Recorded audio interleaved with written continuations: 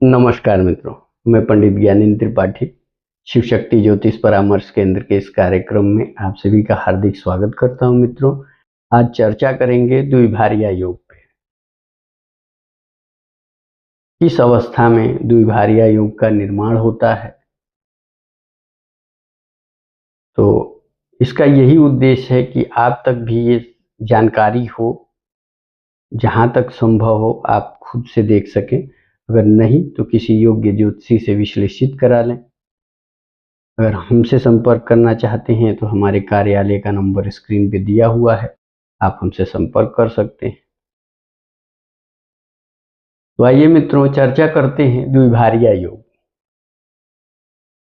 पहला कंडीशन ये होता है द्विभारिया योग का, सप्तमेश 6, 8, 12 में बैठे, तो द्विभारिया योग का निर्माण होता है।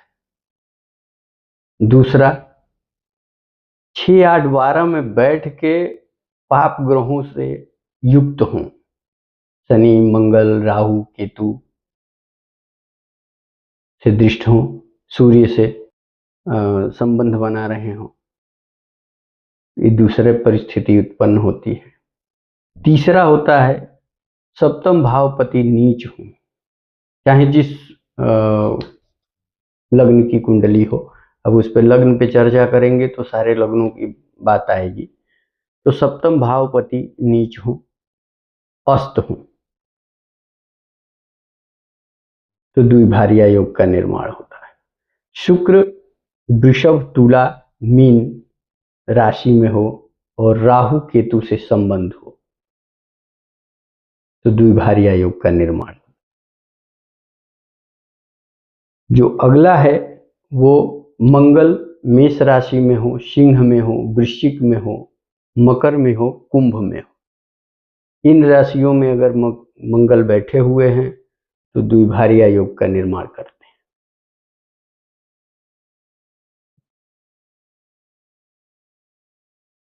हैं। आगे जो कंडीशन आती है, दूसरे भाव के स्वामी छठे, 8वें, 12वें भाव में हो, पाप ग्रह से पीड़ित हो। दूसरा घर जो है विशेष महत्व रखता है, तो द्विभारिया योग का निर्माण होता है।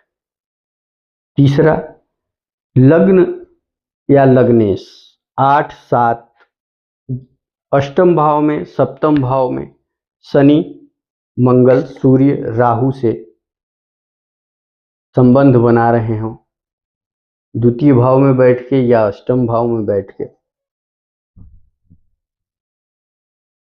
तो द्विभारिया योग का निर्माण। अष्टम का स्वामी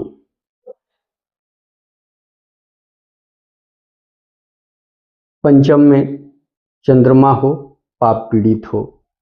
सप्तम में शुक्र हो, पाप पीड़ित हो, तो ये कंडीशन पैदा होती है। अब एक कंडीशन और पैदा होती है, सप्तम में चंद्रमा हो और लग्न में बुध हो, तो द्विभारिया योग का निर्माण होता है। सप्तम में शुक्र हो, लग्न में चंद्रमा हो, तो द्विभारिया योग का निर्माण होता है। अब खंडित क्या होता है, शनि सूर्य एक साथ लाभ भाव में बैठे हों, जो इच्छा का घर है, जिसमें इच्छा जागृत होती है, तो विवाह द्विभारिया योग होता है।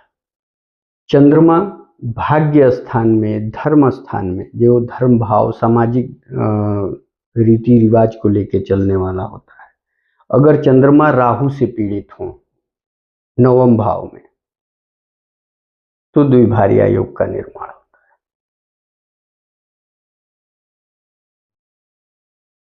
कभी भी पाप ग्रह लग्न, लग्नेश, द्वितीय द्वितीयेश, चतुर्थ चतुर्थेश, पंचम पंचमेश, सप्तम सप्तमेश, नवम नवमेश, लाभ लाभेश, जो लाभ के स्वामी, एकादश भाव के स्वामी हैं, उनके साथ संबंध बनाते हों, 12वें भाव में सारे क्रूर ग्रह अगर जाके बैठे हुए हों, तो इन परिस्थितियों में विवाह खंडित हो जाता है, द्विभार्या योग का निर्माण होता है।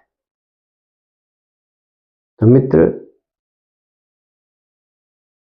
ये परिस्थितियां न आए, इसलिए किसी योग्य ज्योतिषी से संपर्क करके फिर विवाह के लिए आगे बढ़ें।